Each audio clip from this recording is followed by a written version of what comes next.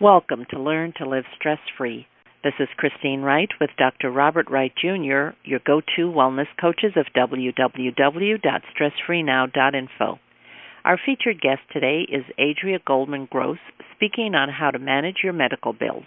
MedWise Insurance Advocacy CEO, Adria Goldman Gross, is a renowned figure in the New York area and across the country as a result of her extensive referral network of well-satisfied clients. Her clients are thrilled to refer friends and relatives in need of her unique talent as a medical claim advocate dealing with complex medical billing put forth by the interface of the healthcare delivery system and insurance marketplace. Adria has over 20 years of experience in the insurance and advocacy field. She uncovers discrepancies in diagnostic or procedure coding, finds loopholes through which insurance companies attempt to deny claims, and helps attorneys, individuals, and families resolve medical claim matters, usually reducing medical bills and liens. She is a hero to her clients, and she makes lawyers superheroes to theirs. Her firm often reduces medical bill liens by 75 to 95% of the charges. Adria has saved her clients in excess of millions of dollars annually and received well-deserved accolades for her professional accomplishments, community leadership, and passion for service, ranging from the 2008 Insurance Professional of the Year Award to the 2009 Pinnacle Leadership Orange Award to the 2011 Volunteer of the Year Award from Mental Health Association of Orange County, to being recognized as Woman of Achievement in 2013 by New York's WCBS News Radio 880. Adria, welcome. Hello. Thanks for being with us today. Thank you for having me on. Adria, thank you so much for being our featured guest today. We are so looking forward to having you on. And audience, you are in for a treat. We have Adria Gross here, who is an amazing expert on a topic which I'm sure will resonate with most of you.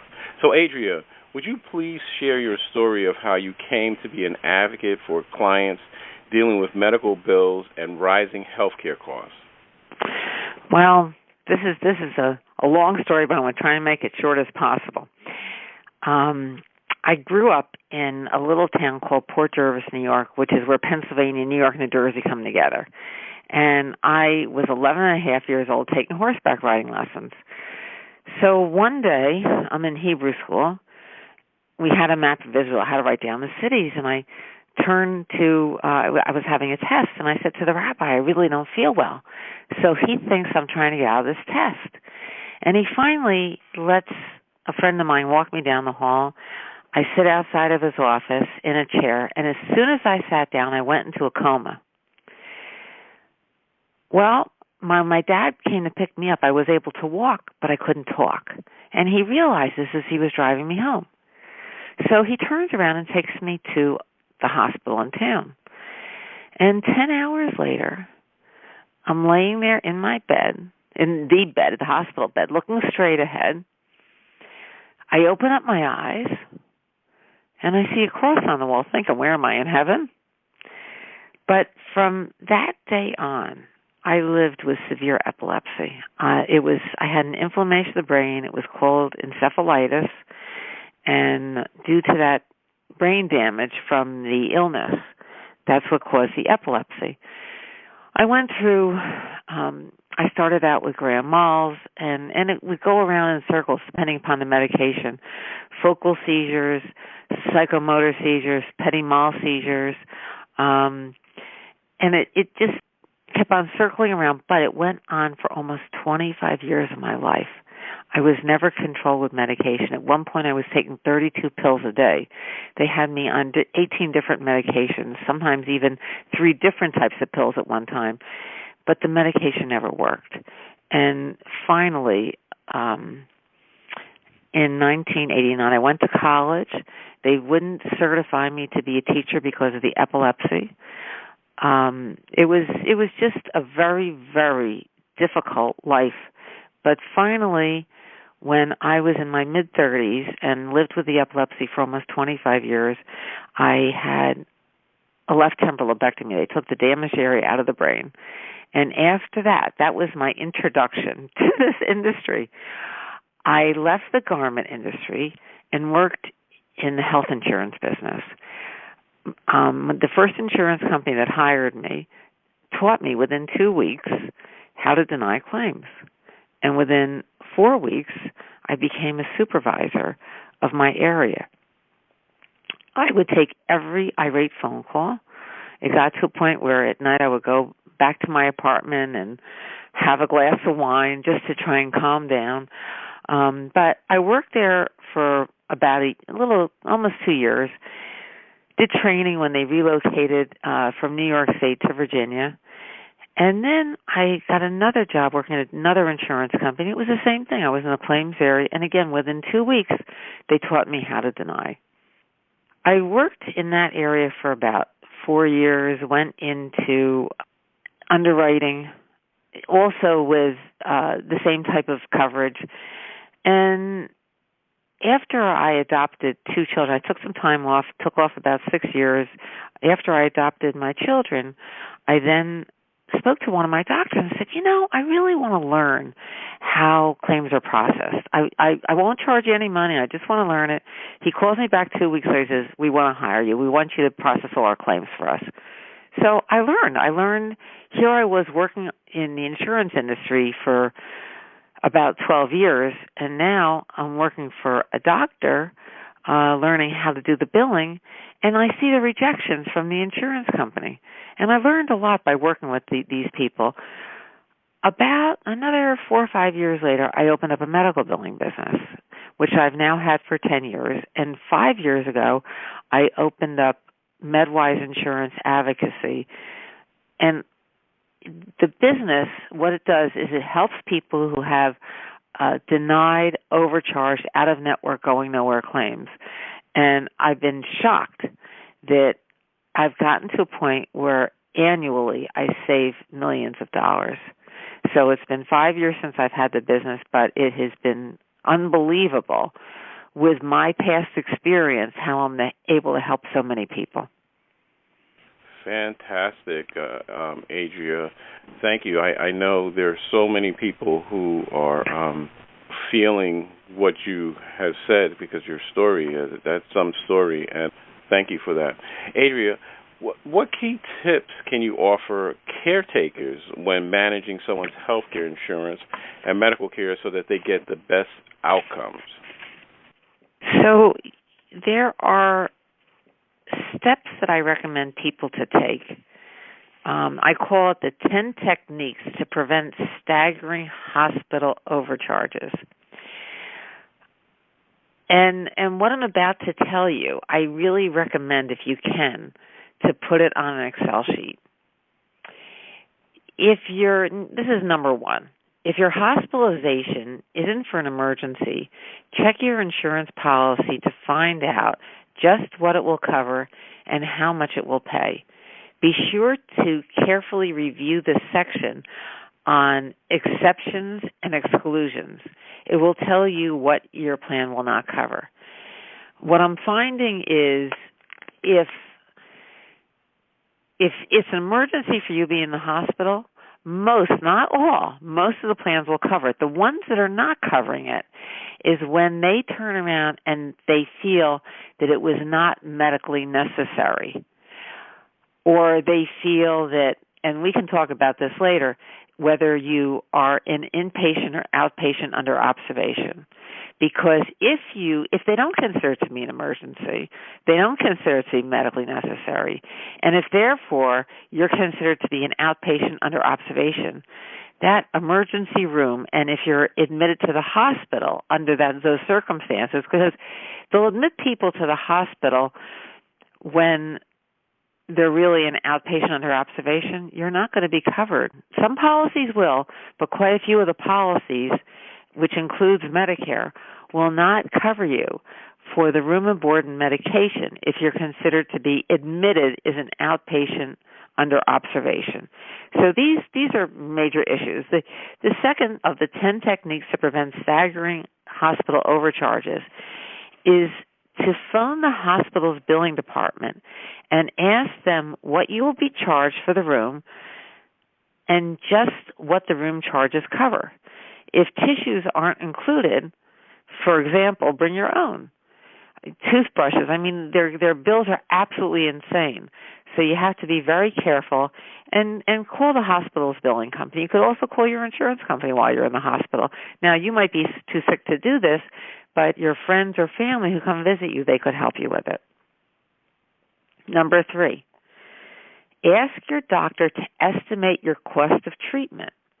Also, ask if you can bring your regular prescriptions from home to avoid paying for medications administered at the hospital.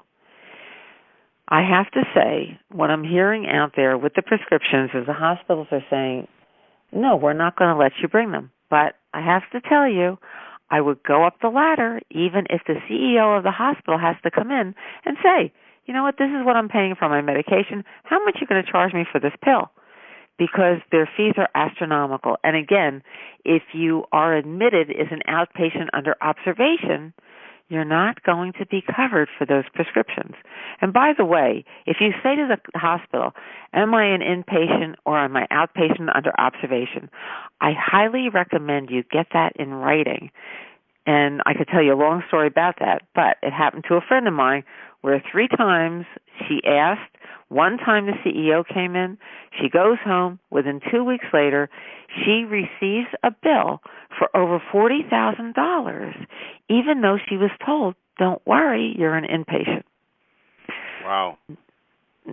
Number 4, make sure that everyone who will be treating you, the surgeon, the anesthesiologist, the radiologist, the pathologist, etc., participates in your insurance plan.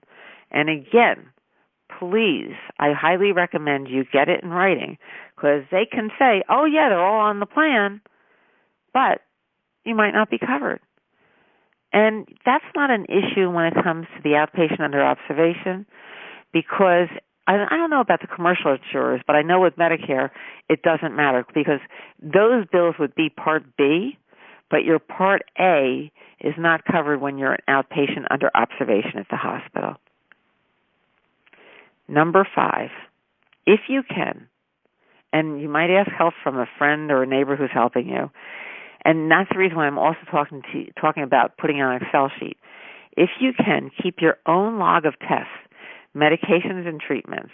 If you're not able to, as I said before, ask a friend or someone else to help you. I was out for dinner last night at a large event, and the gentleman who was sitting next to me, we were discussing my book and what I do for a living, and he was telling me a story where his son was in the hospital and he was in intensive care, and he would look at the bill and he'd see every single day a bill for $300, $300, and he never saw the doctor. And he went back to the doctor. He went back to the hospital and said, I never met this doctor, and I'm being charged all this money. So they turned around to him and said, well, they could have been coming into the hospital at night when you were not there with your son. So this to me is very questionable, whether or not you're really responsible to pay for those bills. And that's another thing. I didn't tell him this, but I was saying, okay, maybe it would have been better if you had looked on the medical records. But, I have to tell you, this is really insane what's going on out there. Number 6, at some point you'll receive an explanation of benefits. That's when you see EOB, that's your explanation of benefit. So you'll receive your explanation of benefits from your insurance company.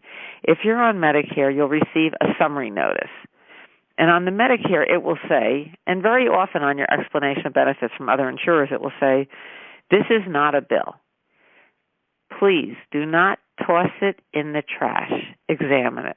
It will tell you how much the hospital is charging, what the insurance plan will cover, and what you will have to pay out of your own pocket in deductibles and co-payments. So I always recommend people keep those explanation of benefits, match the medical bills to the explanation of benefits to see if it's the same. And I have to say there are catastrophic policies out there where, and it happens a lot with school teachers, I've seen this, Always, always, always keep all your bills, your explanation of benefits, because if you have some type of catastrophic plan out there, you're going to need a copy of all these to submit to get reimbursement. Number 7, never pay your bill before leaving the hospital, even if you're told it's required. I'm going to be speaking in Florida before insurance companies, hospitals, and third-party administrators in about a month. And one of the things I'm going to tell them is when I had to prepay a bill, and even after appealing that bill, what the payment was from the insurance company, and I was an employee of the insurance company, they paid me back less than 25% of my original bill. I paid the doctor $400. I had to pay him up front. I sent the bill into my insurance company where I was an employee, and they paid me less than $100 out of that $400. And one of the things I'm going to say to them is, look, let's say you have a bill where you pay out of pocket to the hospital $100,000. You pay with a credit card. Sometimes I'm working on a case right now where this woman went to Costa Rica. She had to go to a bank and maybe go to other investors of hers and take out $26,000. The insurance company is turning around to her and saying, this was not medically necessary. She had a blood clot. She fell down on the ground. They had to do surgery on her. She could have died. And the insurance company is denying it, saying it was not medically necessary. So she couldn't leave the country. She didn't pay that $26,000. But if you are able to, don't pay that money up front, because you have no idea what you're going to get back from your insurance company. Number 8, when you get your bill, read it carefully. Compare it to the log that you've made, to the explanation of benefits, and to the estimate of costs you requested before you were admitted. Again, keep record of everything. Even when you're asking for the estimated cost, get it in writing. Number 9, if there are items you don't understand, call the billing department and your insurer and ask them to explain it to you. Don't accept bills, because I see this a lot. Don't accept bills that use the terms like lab fees or miscellaneous fees. Demand an itemization. If you don't get satisfaction from the hospital billing department, and you probably weren't able to, appeal it in writing to the hospital administrator or the patient ombudsman.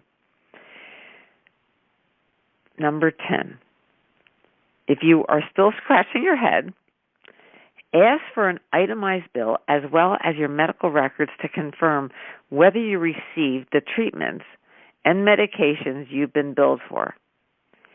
Every state now requires hospitals to provide itemized bills. There's a hospital in the New York area which will never give you a bill with procedure codes. I'm telling you, demand it. Demand it. It's very hard out there. There are also certain states. In New York State, it came out April 1st of 2015. It's called the Surprise Bill Law. And they tell you, if it's a planned procedure, they have to tell you in advance what the charges are going to be. You have to look at different states. I know that Colorado is following the rule. Florida is supposed to follow the rule. They might be a little different state by state, but I also believe that there are 2 other states that are now have adopted this rule that began in New York, April 1st of 2015, the New York State Surprise Bill Law. Adria, thank you so much on behalf of Bob and myself and our listeners. You've just shared a wealth of information that I'm sure many of us know. So many people have been completely unaware of these fabulous 10 points that you've given us. And I want to thank you for that right here and now. Adria, what can a person do to make this process of medical payments more manageable? I tell people all the time, chart what we just reviewed about these charts. If you can, and I know it can be it will take so much time to go ahead and get through this. And it's just amazing, especially, God forbid, you're in a hospital, how many bills you are. But I really recommend that you chart the doctors, the dates, the services, all the bills that you can. Chart it so you are aware of it. I mean, sometimes if your bills are so high, you can even use it as a tax write-off. But, I mean, if it's too much for you to do, ask a friend or hire someone. You can hire an advocate like myself to help you. There are advocates all over the United States. There aren't too many of us. I would say I belong to a few associations. One association only has 25 to 30 members. But I would say the type of work that I do, there's got to be somewhere between 200, maybe 400 to 500 of us. And there are some states where you can't find any. But if you can find an advocate, and all the prices, they have different ranges, but I would try and find an advocate if you or your family do not have the time to do it yourselves, or the patience. It does take a lot of patience. Definitely, I can see that. Well, thank you for that great information again. Audience, we'll be back in a moment on Learn to Live Stress-Free with our featured guest, Adria Goldman Gross. Hi, I'm Dr. Robert Wright Jr., the Stress Relief Doctor, co-host of the Learn to Live Stress-Free podcast series. I'm an author, speaker, and stress management wellness coach. My published study is the first to show the connection between stress reduction, grief recovery, nitric oxide spiking, and the relaxation response. And my practical application of this knowledge helps you relieve the stresses of everyday life. I have the tools to dissolve your pain points quickly and effectively. Email me to find out how you can start to feel better now at stressfreenow.info/contact. That's stressfreenow.info/contact. Have you been procrastinating about completing an important project or pursuing a treasured dream? Christine Wright specializes in helping her coaching clients to lay out clear, elegant strategies. She shows you how to quickly build your confidence to uncover and eliminate your habitual patterns of resistance and self-sabotage. Christine helps you discover those meaningful insights that will get you to do what works so you can celebrate your successes. Go to stressfreenow.info/contact to let Christine know that you're ready to live your ideal life now. Again, that's stressfreenow.info/contact. Welcome back to Learn to Live Stress-Free as we continue our conversation with our very special featured guest, Adria Goldman Gross. Hi, Adria. What preventive measures can individuals take in order to avoid financial devastation or ruin from huge medical bills? I know our audience wants to know that one. If a doctor is not on a plan, please, and I advise this to everybody, please discuss fees in advance. Talk to the doctor. What do they plan on doing? How much, if my insurance company will not cover it, or there are even some people out there who don't have any insurance at all, what are you going to charge? What are the fees going to be? It's very difficult if it's an emergency. It's almost impossible. But if it's a planned procedure, ask in advance. Get the procedure code fees. What procedure are they going to use? You can even call an advocate like myself and find out, what those fees should normally be. Because that's also a negotiating base for you if you're planning to see a doctor. Say, hey, look, I know that this is the norm for this procedure code. Would you accept this fee? Look for someone, even before you're going in, if you have health insurance, look for someone in your network. Also, there are ratings on doctors in different areas on the internet. And you can see how other people feel about that doctor. If the doctor's been successful, if they've been rated highly or not rated so high, ask and find out. Look on the internet, but talk to your doctor or hospital in advance and see how much they plan on charging you. Wonderful, thank you, Adria. Adria, you mentioned on your website that you had to write your book. Solved Curing Your Medical Insurance Problems. And Douglas Cooper, who worked with you on this, even told his own story, different than yours, but also how crucial knowing about medical billing is when you're in the process of needing to take care of yourself. What aspect of this has been most surprising and difficult for readers? I think that when they look at this, they cannot believe how difficult it is. When they think to themselves, they first of all, they normally feel very overwhelmed when they read it. And then when they read this book, they see, well, I didn't know this and I didn't know that, and it helps them. But how overwhelmed they are, and with the denials, and how am I going to get through a denial? Or a lot of times, like I'm working on a case right now with a major hospital in New York City where someone had to come from the state of Ohio. And I have to tell you, I've been working on this case now since around March or April. And I'm speaking to one of the high officials there who works right under the CEO of the hospital, involving different doctors there who there was an agreement before the woman came to New York that it was all going to be taken care of by her insurance companies. These providers have been paid. This New York State surprise bill law it says right there, you have to identify before someone is admitted how much they're going to have to pay. They've all been paid, but there are some out there who are saying we haven't been paid enough. Her bill started at over $500,000. The hospital bill alone was $188,000. I'm not sure what they got paid, but they accepted it. The primary surgeon, his bill was $144,000.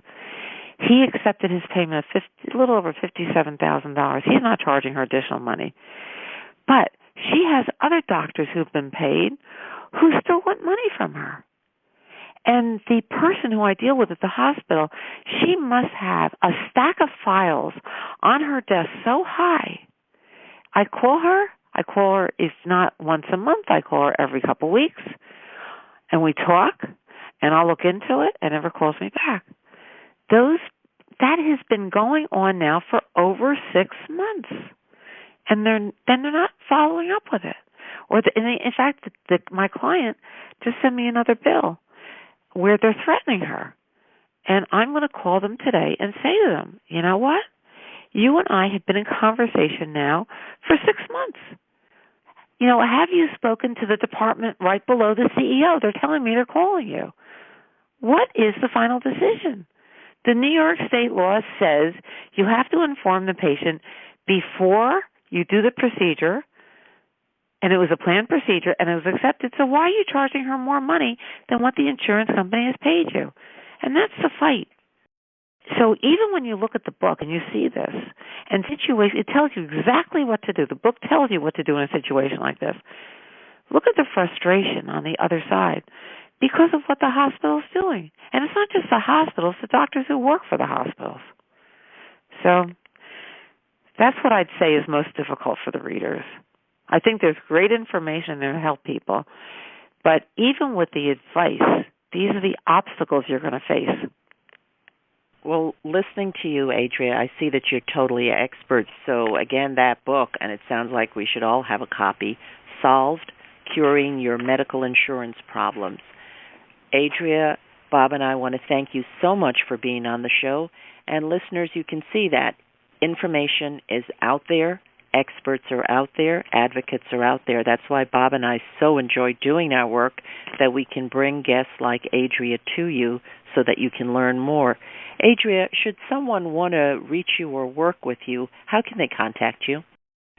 The best way to find me is to look online and type in MedWise or Medical Insurance Advocacy.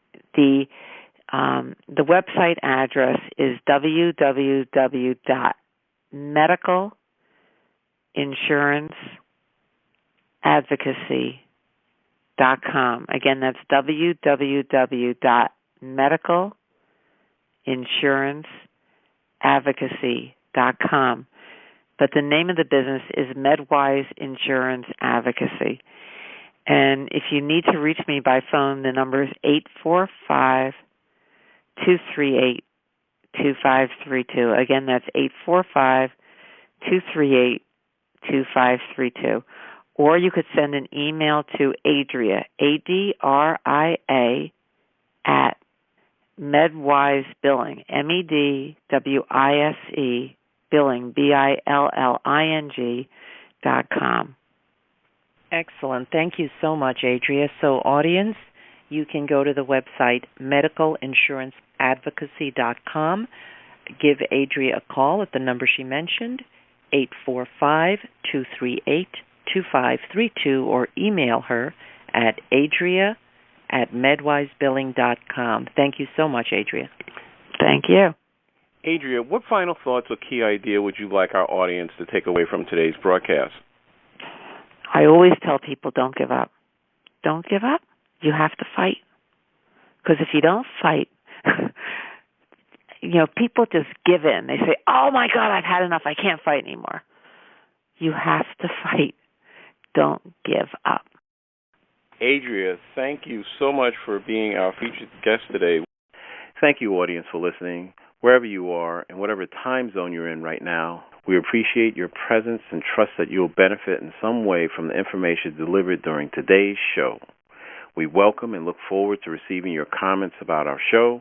Please let us know if there are additional topics you'd like us to cover or a guest you enjoyed whom you'd like us to invite back. Please contact us through our website with your feedback and suggestions. Remember, listeners, if you'd like to experience the same benefits our coaching clients get with us, including learning how to get more results in your day and easy ways to dissolve your chronic pain, stress, and anxiety, then give us a call at 954-900-2179.